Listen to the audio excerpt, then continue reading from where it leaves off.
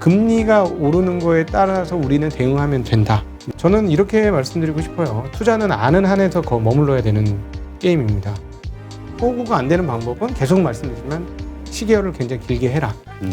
그리고 아는 기업에 투자를 해라. 싼 주식들이 속출되고 있는 업종은 건설주입니다. 아, 건설주.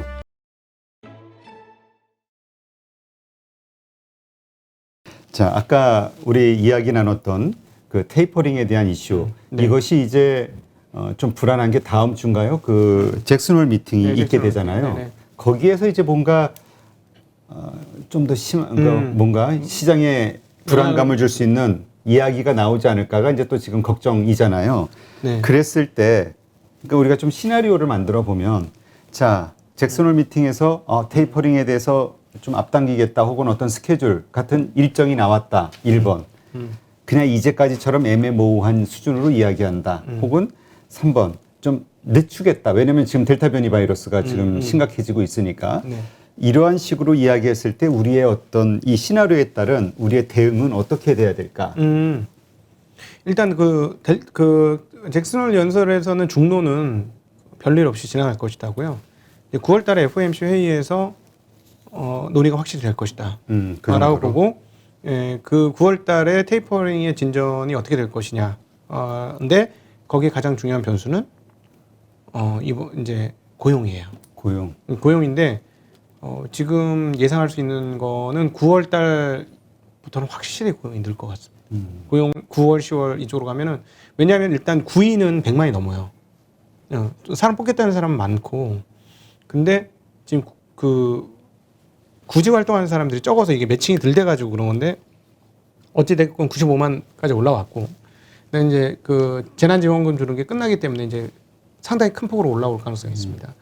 이제 그게 이제 벌써 이제 약간 올라오기 시작했는데 그래서 그게 100만 넘어가는 상황들이 오면 100만 넘어서 그 8월치도 그렇게 나오고 9월치도 그렇게 나왔다.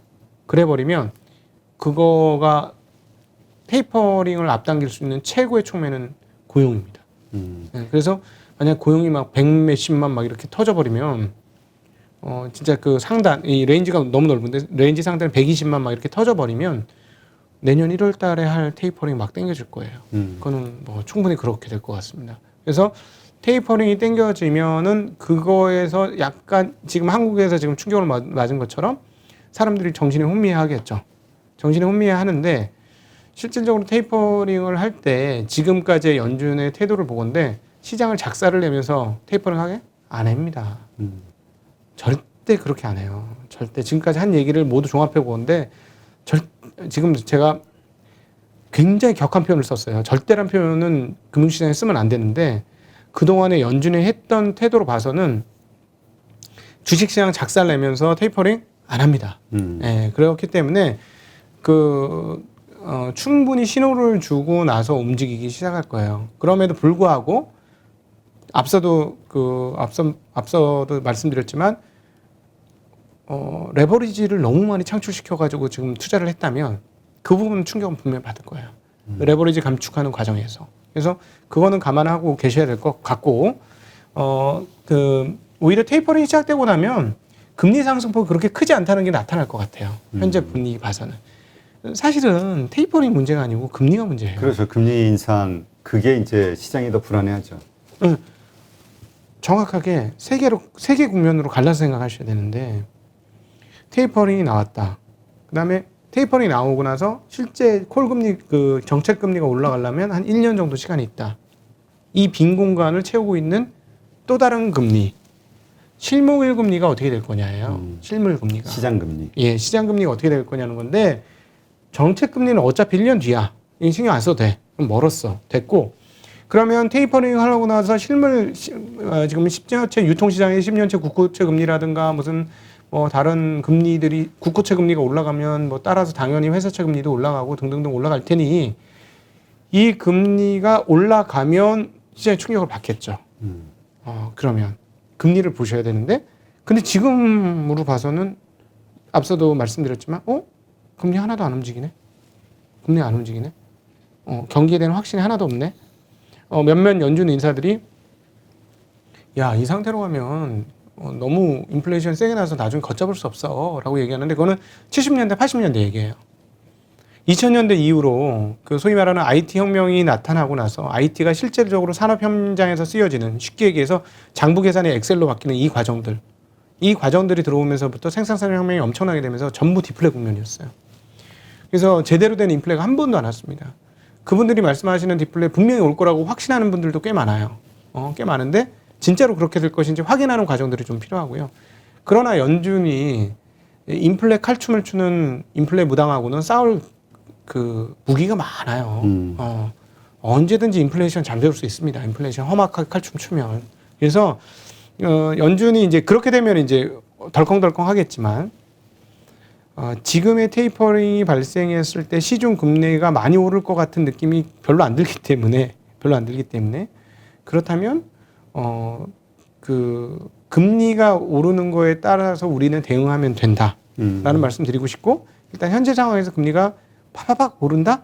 잘 모르겠는데 그리고 사실은 한 10년물 금리가 지난번에 고점을 찍었던 1.7 정도까지 올라가도 시장 충격이 그렇게 클까?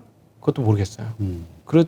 그다지 클 것 같지 않습니다. 그래서 만약에 10년물 금리가 2% 이상 막 팍팍 튀면 연달아서 다른 것들도 다 움직이기 때문에 그때부터는 충격을 받을 거예요, 실제로. 그래서 일단 잭슨 연준선에서 큰 이야기는 없을 것 같고요. 그러나 테이퍼링에 대한 이야기를 하면 일단 시그널만 주고 끝낼 것이다. 그러면 시그널만 주고 끝낼 것이기 때문에 시장은 단발성으로는 영향을 받지만 기조적인 영향까지 받는다고 시나리오 쓰기는 조금 어렵지 않을까 하는 게 제 생각입니다. 아직까지는. 네. 그러니까 우리가 어떤 그 테이퍼링에 대한 언급 이거 가지고 어떤 판단을 하기보다는 그로 인한 그 10년물 국채금리 같은 네. 시장금리의 변동성 이게 어떻게 움직이느냐를 가지고 판단을 하자. 그게 훨씬 정확하죠. 그래서 만약에 말씀하신 대로 2% 정도 이렇게 되면 좀 비중을 줄인다든지 어떤 액션을 취하는 거고 그렇지 않다면 그냥 계속 지금 포지션을 가져가는. 네네. 그럴 가능성이 높습니다. 그러면 뭐 미국 시장이야 그렇다 치는데 지금 한국 같은 경우도 올해 안에는 금리 인상을 하겠다라는 이제 한국은행의 어떤 계획이 발표가 됐었잖아요. 네, 지금 8월달 금리 올릴까, 10월달 금리 올릴까. 그러니까 되게 지금 앞당겨져 있는 것 같아요. 이런 일이 벌어졌을 때 하나는 우리가 일단 뭐 신용도 크고 뭐 신용대출도 크고 하기 때문에 어떤 마이너스 요인도 있을 것 같고 반대로 이렇게 되면은 환율이 좀 꺾이면서 외국인의 투자가 들어올 것 같기도 하고 이게 양면이 있단 말이에요. 네. 지금 개인들 신용이 저도 몰랐는데 최근 자료보고 좀 깜짝 놀랐어요. 아 그래요? 개인들 신용이 개인들 신용 대출이 정말 많더라고요. 근데 20, 30대들 신용이 그렇게 많더라고요. 작년에 뭐 진짜 비투 열풍이 불었었죠. 작년서부터. 그래서 지금 이 상태로 계속 가는 것도 옳지 않은 것 같아요. 충격을 맞더라도 금리 한 번 정도 올려서 시그널을 보여주는 거는 꼭 틀린 것 같지는 않고 2번 올리는 건 잘 모르겠습니다. 2번 오는 건 잘 모르겠고 그래서 말씀하신 거 그대로 다 적용이 될 것 같습니다. 그러니까 금리를 한 번 줬는데 한 번 올려주고 우리 앞으로 금리 계속 올릴 거야? 이러면 충격 상당히 받을 것 같아요. 근데 한 번 올리고 나서 상황 봐서 결정하겠습니다. 이러면은 한 번으로 끝나는구나라고 시장이 인식하는 순간 별 큰 영향 없을 것 같고요. 네, 그렇게 보여주고 그리고 또 금리가 한 번 정도 올라가면은 오히려 이제 미국하고 밸런스가 더 맞는 것 같아요. 그런 측면에서 보면은 밸런스가 맞다는 건 어떤 의미죠? 미국보다 항상 일정 수준 금리가 높았잖아요. 근데 너무 많이 붙어 있거든요, 지금. 그래서 여기서 한 번 정도 오르면 미국의 현재 금리하고 지금 한국의 금리하고 뭐 이 정도 차이는 나야 되겠지 하는 생각을 할 것 같아서 그런 측면에서 보면은 뭐 원화가 더 약세가 돼야 되는 여지는 더 줄어드는 건 맞겠죠. 그러니까 원화 강세가 될 가능성이 높다. 네, 이번에 이미 1,180원 정도 근처까지 와 있기 때문에 만약 여기서 금리를 올리게 되면은 뭐 그 가능성을 더 여는 게 맞지 않을까? 그렇게 봅니다.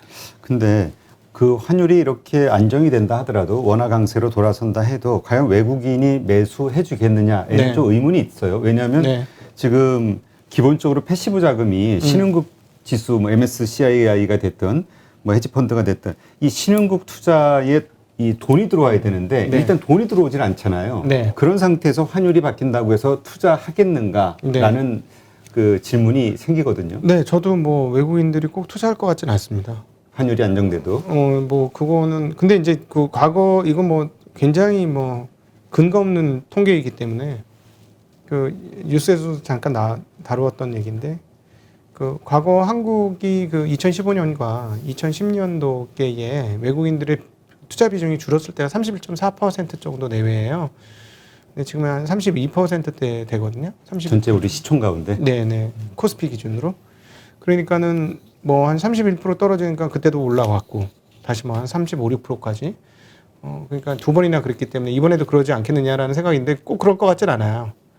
그럼에도 불구하고 한국이라는 나라를 봤을 때 외국인들 입장에서 비중을 뭐 극적으로 막 줄여서 꼭 좋은 상황은 아닌 것 같습니다. 물론 이제 저건 있는 것 같아요. 오히려 이제 중국하고 같이 신흥국에 엮여 있으면서 중국은 본토 시장은 외국인들 그 비중이 그렇게 높지 않아요. 그렇죠. 그렇기 때문에 계속 사야 되는 그런 흐름도 분명히 있습니다. 그래서 그런 쪽으로 빠져나가는 흐름들이 계속된다면 한국 시장을 다시 외국인들이 들어온다라고 장담하기는 좀 어려울 것 같고 이미 30% 정도면 전 세계적으로 외국인 매수 비중으로 따지면 거의 최고 수준이 아닐까 싶습니다. 그래서 여기서 뭐 추가로 많이 오르는 것도 좀 모르겠고 뭐 과거에 그 지난 10년간 저점 수준까지 비중이 떨어지면 추가로 더 많이 팔 거라고 생각하기도 잘 모르겠고 네, 그거 부분은 사실은 다 열려 있는 것 같아요. 외국인 매도가 계속될지 아니면 이제 환율 금리 상황들 보고 다시 들어올지.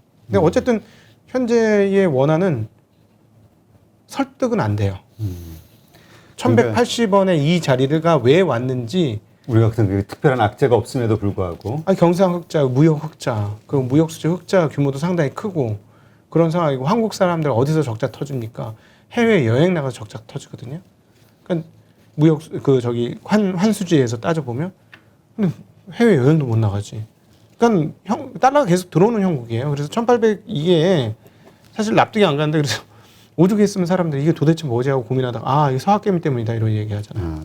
우리 뭐 900억 달러인가 뉴스 보니까 뭐 투자했다. 예, 해외 투자한다고 돈이 달러로 많이 전환되니까 그것 때문에 그런 거 아니냐라고 해석이 되는데 그래 그거는 그럴 것 같으네라고 정말 얘기하게 돼요. 왜냐하면 다른 여건에서 달러가 한국으로 들어오는 입장이지 나가는 입장은 없어요. 지금 여행도 못 가기 때문에. 근데 왜 도대체 이렇게 원화가 약세이냐? 그래서 많은 사람들이 한 이쯤 되면 뭐 거의 다 온 거 아니냐라고 얘기하는 사람도 있고 오히려 또 어떤 분들은 미국 시장 빠져봐 다시 돌아와 뭐 이러는 분들도 있고 그렇습니다. 미국이 좋으니까 미국 쪽으로 너무 빠져나가는 거 아니냐? 그렇죠. 네네.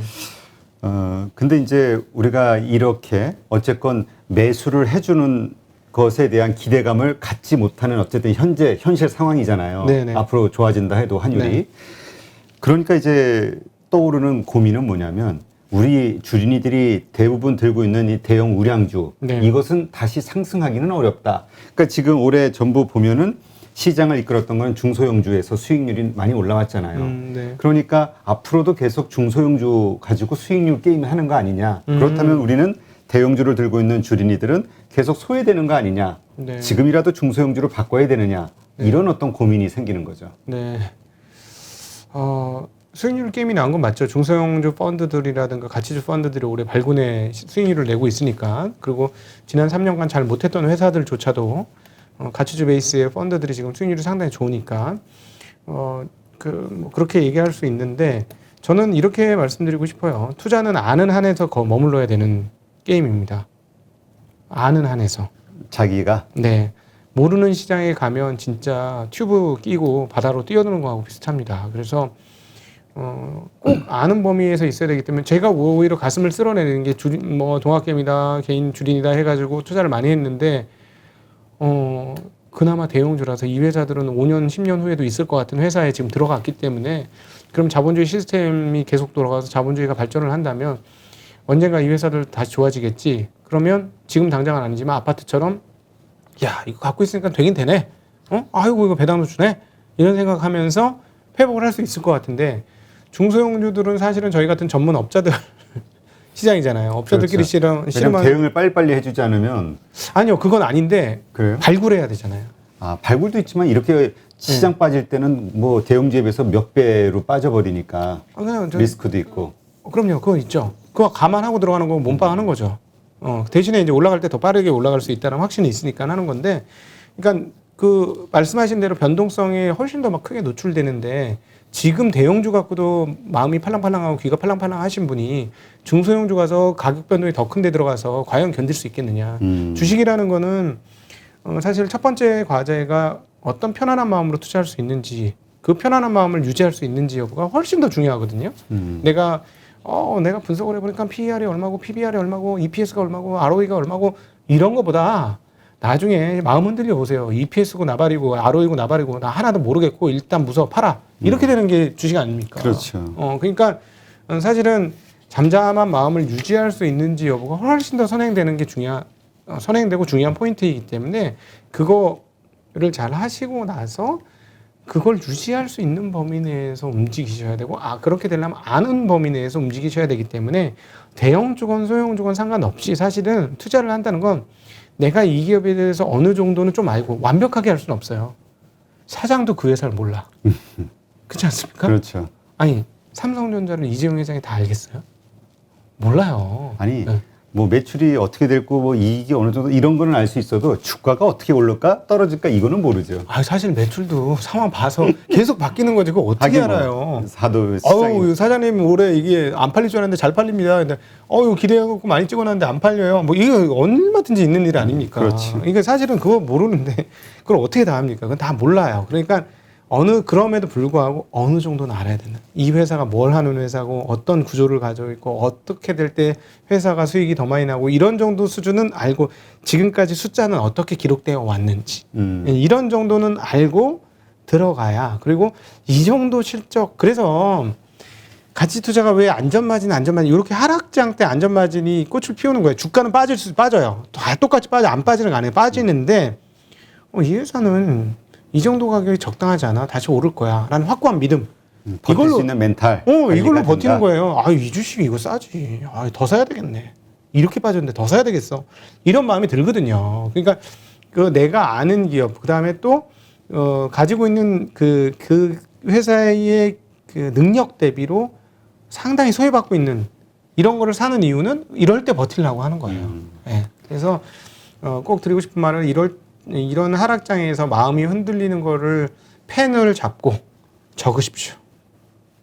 내 마음이 어떻게 흔들리고 있는지. 지금 내가 심정이 어떤지. 내 옛날 선비들이 마음이 흔들리면 서예를 하면 글을 쓰면서 한 것처럼 내가 어떻게 마음이 흔들리는지 적으시면서 나는 어떤 실수를 했고 앞으로 어떤 실수 안 해야 되는지에 대해서 적으시면서 다음에는 어떻게 대응을 해야 되겠다. 뭐 이런 것들을 적어 나가시면 마음도 안정되고 다음에 어떻게 해야 되는지도 조금 더 길이 보이시지 않을까라는 그런 생각이 듭니다. 네. 그러니까 우리 주변에서 자꾸 돈 번다는 소리 때문에 내 거 안 움직이니까 답답하고 막 이런 마음에 중소형주라든가 테마주를 기웃거리는 거는 되게 위험한 일이고 정말 하고 싶다면 그 주에 대해서 주식에 대해서 정말 스터디해서 들어가도 쉬운 건 아니지만 어쨌든 최소한 그 정도는 해야 할 자격이 있는 거나 마찬가지다. 그럼요. 저 계속 말씀드리지만 호구되시면 안 됩니다. 그렇죠. 주시장 그렇죠. 하긴. 우리가 판세에서 주식이 포카치다가 이 판에서 호구가 누구야? 모르면 내가 호구라지 않습니까? 모르는 사람이 사실 호구다. 그래서 호구가 안 되는 방법은 계속 말씀드리지만 시계열을 굉장히 길게 해라. 그리고 아는 기업에 투자를 해라. 그리고 남들 많이 가지 않고 여기서 비싸지 않다라는 건 100만 원짜리도 싼 주식이 있습니다. 1000원짜리도 비싼 주식이 있어요. 그런 가격이 중요한 게 아니고 이 회사의 능력 대비 얼마나 소외받고 있느냐. 근데 이 회사의 능력은 점점 커진다. 이 회사 보니까 이 전투력이 점점 커지는데 하나도 평가 못 받고 있어. 이런 거 찾는 재미로 하는 게 투자다. 그런 말씀드리고 싶습니다. 진짜 워렌 버핏이 그랬나요? 물이 빠져봐야 내가 벌거벗고 있는 줄 안다. 그러니까 그만큼 기본 펀더멘털이 충실한 그러한 기업에 내가 투자하고 있어야 이렇게 빠지는 장에서도 빠지더라도 오를 거야 안심이 되는데 그렇죠. 이게 만약에 그렇지 않으면 불안해서 잠 못 자죠. 정말. 그렇죠. 최소한 이런 말씀들 답답은 해도 불안은 하시면 안 될 것 같아요.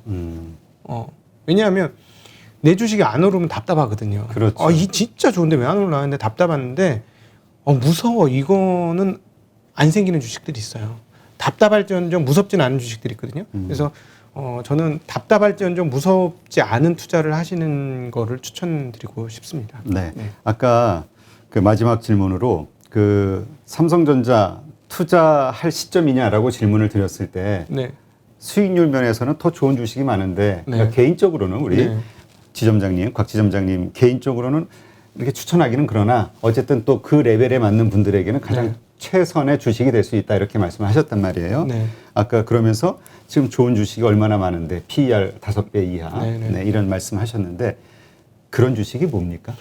그 예전에 제가 머니통 나왔을 때 아마 금융주 쪽에서 말씀드리면서 뭐 아마 증권보험 같은 거를 말씀드렸을 거예요. 거기 뭐 오르긴 했습니다만 여전히 싼 주식도 많이 있고. 네. 그러니까 지금 많이 올랐어도 아직 싸다고 보시는 건가요? 아니, 그러니까 손해보험주들 많이 올랐잖아요 최근에. 네. 네. 올랐어도 싸다고 보시는 건가요? 아니면 아직 덜 오른, 안 오른 그런 주식이 있다? 손해보험은 싸요. 네, 올랐지만 좀 싸요. 네, 올랐지만 좀 싸고 그다음에 이제 잘 지금 검토한 중에서 속출되고 있는 싼 주식들이 속출되고 있는 업종은 건설주입니다. 아, 건설주. 네. 근데 대형주가 좋다고 생각하세요? 아니면 중소형주가 좋다고 생각하세요? 중소형주들은 랠리를 한번 뽑았어요. 그럼에도 싸고요. 그럼에도 싸고 그렇지 않은 주식도 많아요. 굉장히 싼 주식들이 많이 포진되어 있습니다. 그리고 일부 지주사들이 참 이 가격 좀 심한 거 아니야? 하는 회사들이 몇 개 있습니다. 지주사는 잘 고르셔야 되는데 사업회사를 가지고 있고 품에 안고 있는 회사들이 많은데 평가받지 못하는 회사들. 앞으로 다 쪼개지면 더블 카운팅은 안 돼요. 더블 카운팅은 빼고 더블 카운팅이라는 건 뭐냐면 상장돼 있어요. 자회사들이. 이건 다 평가 다 받았으니까 그렇죠. 이거를 갖고 올 수는 없어요. 이건 갖고 오지 말고 이 안에 막 뭐 지주회사 같은 경우 50개, 70개, 100개씩 회사 품고 있는 애들이 있어요. 그 중에서 아주 알토란 같은 회사 품고 있는 애들이 있거든요. 그 수익도 잘 나. 근데 하나도 평가 못 받아. 이런 것들은 평가해 줄 수 있다는 거죠. 네. 그냥 단지 계열사들의 지분을 가지고 있는 그런 지주사가 있고요. 또 자체 사업을 운영하면서 네. 가지고 있는 지주사가 있잖아요. 그렇죠. 둘 중에 후자라고 그렇죠. 보시는 건가요? 네, 그렇죠. 예를 들어서 뭐 우리 뭐 SK 같은 경우 자체 투자 회사라고도 평가할 수 있잖아요. 거기는 투자 회사죠. 예. 네. 그러면서 또 투자 지분을 가지고 있고 네. 이것도 괜찮은 네. 이런 식으로 본다. 예, 그런 회사들 자체. 그리고 또 그 밑에 보면은 SK 같은 데도 한 100개 넘을 거예요, 자회사가. 그 중에서 절대 맞네요. 상장 안 하고 그냥 끌고 갈 수 있는 회사들 있어요. 근데 상장하면 남의 집이야, 남의 집. 그렇죠. 분가하면 남의 집이니까 그 분가한 것까지 땡겨서 쓰지는 마시고. 분가한 거 땡기면 잘 안 돼요. 예. 알겠습니다. 뭐 그 중에 하나 이렇게 탑픽으로 이렇게 알려주실 저희는 건 없나요? 종목을 말씀드릴 수 얘기하면 안 돼요? 없습니다. 예, 제가 말씀드릴 수 없고. 알겠어요. 이 정도 힌트만 주셨어도 전 애널리스트 아니고 그다음 직접 제가 거래를 하기 때문에 시세 조종 혐의를 받을 수 있어서 좀 양해를 부탁드리고 이 정도면 정말 많이 말씀드린 거죠. 알겠습니다. 네, 네. 여기서 잘 힌트 찾으시면 뭐 대충 이렇게 나오는 것 같아요. 네. 아마 오늘 방송 보시는 분들에게 아마 실전적으로 많이 위로가 되면서도 네. 예, 지금 상황에서 어떻게 투자의 어떤 그 시나리오 혹은 계획을 새롭게 한번 다시 정립할 수 있을지 그런 좋은 기회를 주신 것 같아요. 아유, 네, 오늘도 이렇게 좋은 인사이트 감사합니다. 네, 힘내시길 바라겠습니다. 네, 이제까지 신한금융투자 강국센터의 곽상준 지점장님과 함께했습니다. 고맙습니다. 감사합니다.